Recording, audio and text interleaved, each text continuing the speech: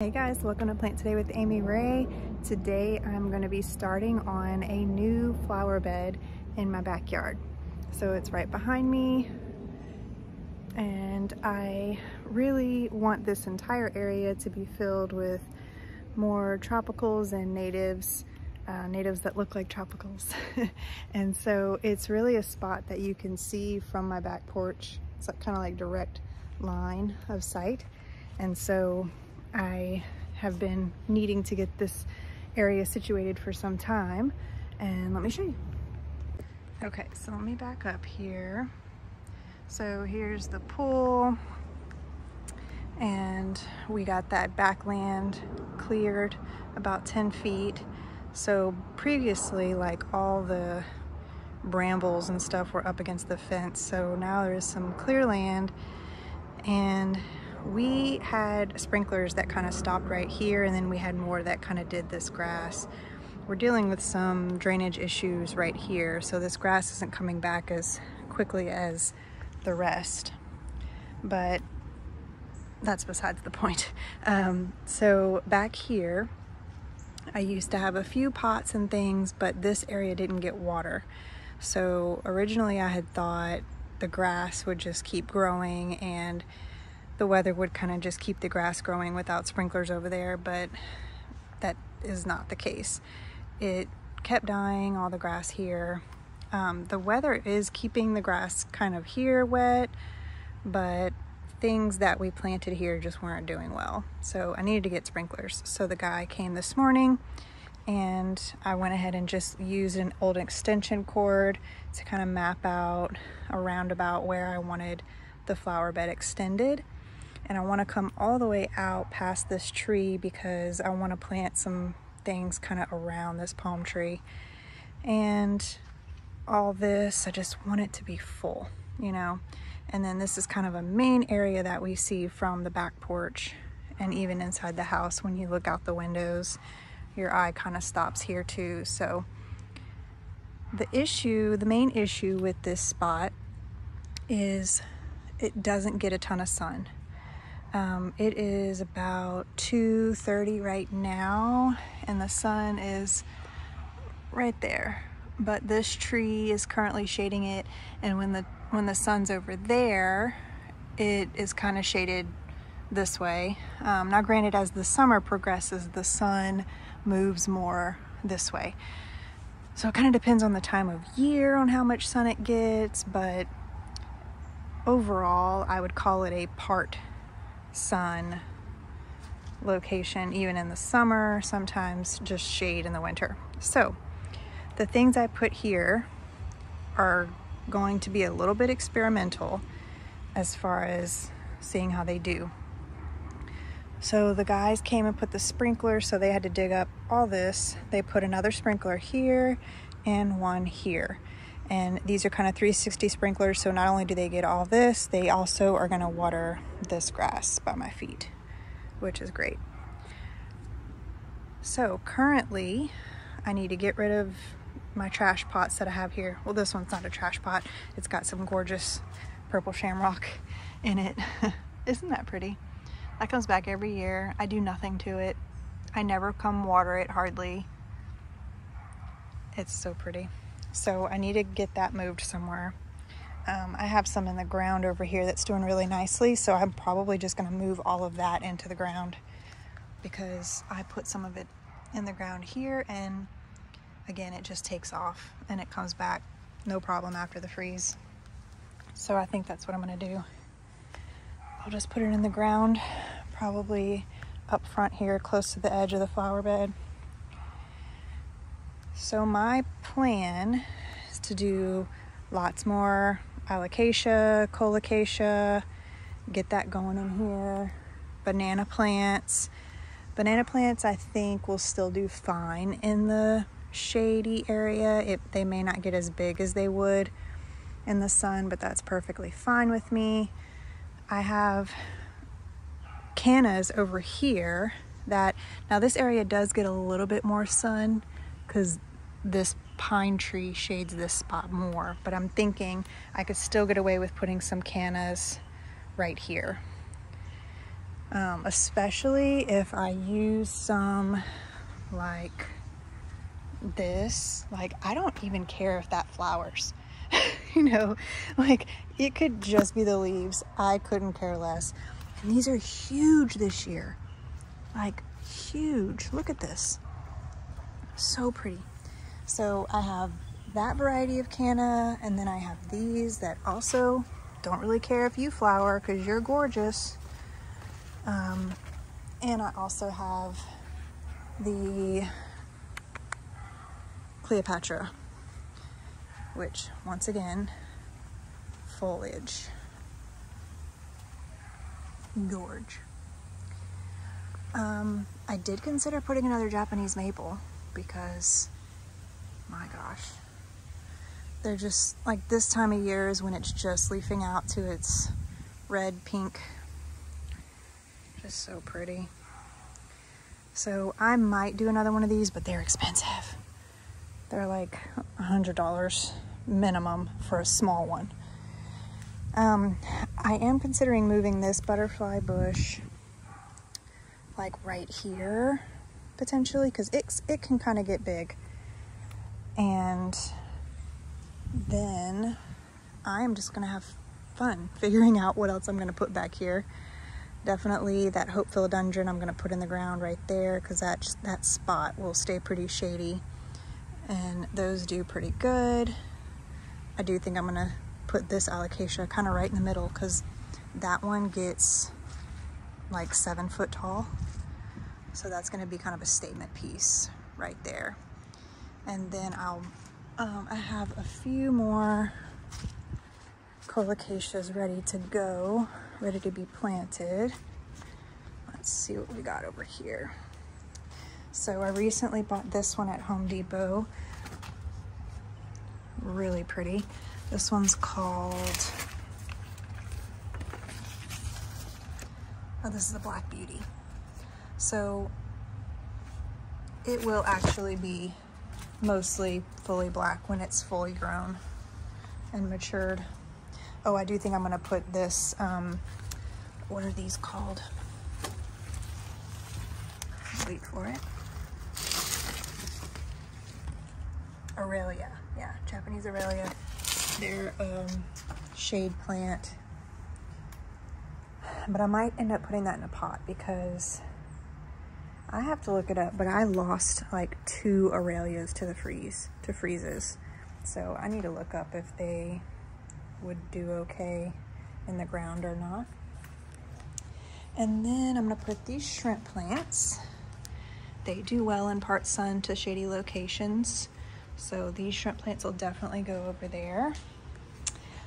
I considered putting this bird of paradise back there, but it would stay in a pot because the freezes really affect the white giant bird of paradises.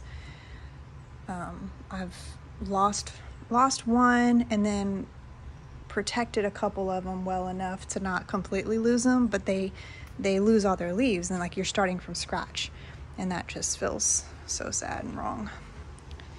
So I'd probably put that in a pot. And then the other day I got this Royal Hawaiian Waikiki. So eventually it'll look like this, but right now it's just a baby. So I'd definitely put that out there. This is a smaller one. It gets 36 inches. So everything else here is sun plants. So I will find a place for those. I have lots of things, you know, that I can use that I've just kind of accumulated over time. Put the tractor seat plant over there. And then I think I've considered either planting the variegated ginger here or out in the new flower bed. It's such a statement piece and it would look good in either spot. So I might actually do both. I might plant this one here and then just buy some more to put out there. I do have some of this pretty wandering Jew that I could add back there. Wandering Jew all over. 3 different varieties of wandering Jew right here. This one's really pretty though. And that just came back after the freeze all on its own. So we have lots of options here. I'm gonna play around.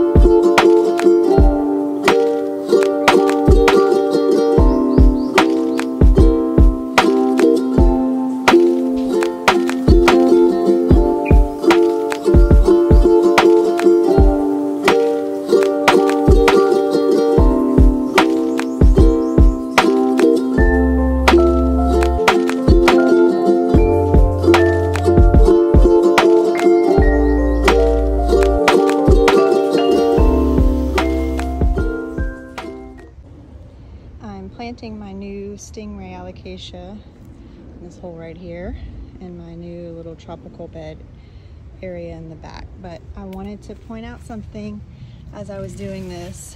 I had mentioned in the picture that there were at least 6, different bulbs slash corms in here, plants, and there's way more than that. I mean, each single one of these, like this is the biggest one, I believe, and it's huge. But even up to this little tiny one, like I could separate this little bitty guy, put him in a little pot, and give him to someone or plant it somewhere else in my yard, and it would eventually grow up to be just as big as this one.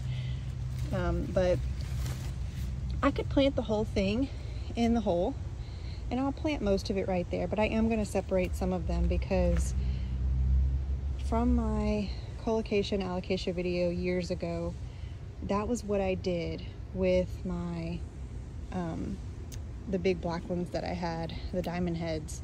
I had a big pot of them and I separated all of them into tiny little plants, and for one $25 pot, I should say, I got at least 10 plants that grew up to be big and beautiful. So really the same thing here. Like this pot cost me $50, which was hard to spend. I usually don't spend that much on a plant, but this is not just a plant. You're getting so many plants, and you can find a Stingray Alocasia on Etsy right now for about $15 just for this tiny little plant. So one this size is going to run you at least $25 to $30. So really it's a good deal, and I'm gonna get a lot out of this. So I think I'm gonna plant the biggest ones in here, but then I'm gonna pop a couple elsewhere so it'll kind of be all over. And then as these black beauties grow, I'm also gonna separate these because there's lots of little babies popping up here. And same thing with this giant alocasia, like lots of little babies that you can eventually just transplant.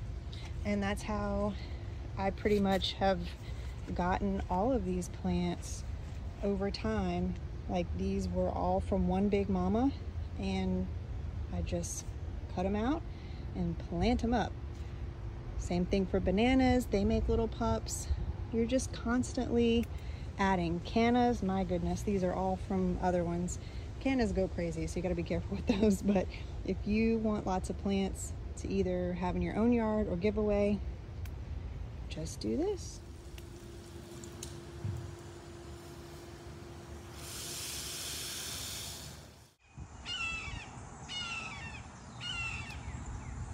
So we just had a few days of heavy rain, so things are a little tattered, but I really wanted to go ahead and finish this video.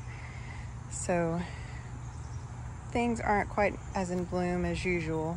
Like you can see, the petunias are just kind of leaning over, but I have a couple pictures of them in bloom that I'll pop up. But everything has really filled out very nicely. It's exceeded my expectations and I'm super proud of it. So I'll just take you kind of a rundown. We have the butterfly bush here that went in bloom, and this is apparently supposed to get like 4 feet by 4 feet, so eventually it's going to be really huge. And then our super petunias here. This is a blue salvia, and then I transplanted these elephant ears from another part of the yard, and it's only like 3 clusters, but they have really loved this spot and taken off. And then this is a really cool tricolor sweet potato vine that I found, and it's just so pretty, and it acts like regular sweet potato vine. I have 3 of them here, and it's continuing to spread all over. So it's just a really pretty greenish bluish hue that is just so drastically different than everything else. I really love it. Then we have the red banana. Well, that one's the Zabrina. I think that's what it's called. And then I transplanted a bird of paradise here. That's the stingray alocasia. Transplanted some striped cannas back there. Transplanted a banana plant from another part of the yard. This is bamboo in pots, so it doesn't spread. What's back there? Another little banana. And the, what was that one called? Something black. I'll post the name of that up there. Another alocasia. This one's that giant one. I'll post the name of that one too. Horrible with names, and I just woke up. I had shrimp plants planted here, but I don't think they love this spot. I think it gets too much sun, actually. Just in this time of the year, like I told y'all earlier, in the winter, the sun won't be over here, but in the dead of summer, unfortunately, it does pass, like right here. You can tell some of even the elephant ears are a little bleached out. The newer ones aren't. But, so I will have to kind of be careful with what I put up front. Of course, the sweet potato vine's loving it and all that, and it doesn't seem to bother this colocasia, which is awesome because it's getting nice and big and beautiful. But the shrimp plants don't love it. So this is a weed that popped through my cardboard somehow. But anyway, this one looks okay, but like, look at this one. This one's dead almost. And I had like 2 others that you can't even really see anymore because they're dying out. So I will probably try to transplant those before they're completely dead, somewhere further back, maybe over here somewhere. Macho fern, I was a little worried about it getting this much sun.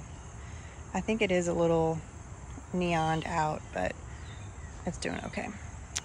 I had some, what was in there, creeping Jenny and stuff in that hanging pot, and I guess the sun was too much for it, or it just didn't get enough water, which is kind of weird because we've had a ton of rain. But all the Thai plants doing well. Those 2 are in pots. This one's in the ground. Another transplanted banana plant, and I have some more stingray alocasia in here too. And that alocasia popped up from last year. I I had it in the ground, so it's peeking out from in front of that pot. The shamrock, purple shamrock, is doing well there. Some transplanted illustrious alocasia is doing fantastic because they were tiny, tiny babies when I put them in here, and now they're huge. Hope philodendron, tractor seat plant, more transplanted cannas that are a little torn up from caterpillars, and this philodendron's also starting to be caterpillar eaten. We had webworms, so horrible, in this tree. It ate up all the foliage there, and it was just like unbearable. The webworms in Houston this year, it's all anybody could ever talk about. They're just dropping out of the sky nonstop. So that's pretty much it. Really, really happy with the way everything turned out. You know, it was a lot of work, but at the same time, I had so many of these plants already that I had transplanted from other parts of the yard because they just keep multiplying. So it made it a little bit easier, cheaper, but also this is only 3 months out from planting. I'll probably try to do an update video in like the fall, and we are gonna see how tall those banana plants are, because there's 3 of them, and they honestly should be, you know, up to 6 feet tall by the fall. And those cannas are all gonna get taller as well in the back. So it'll be interesting to watch it evolve over time and just be more and more tropical.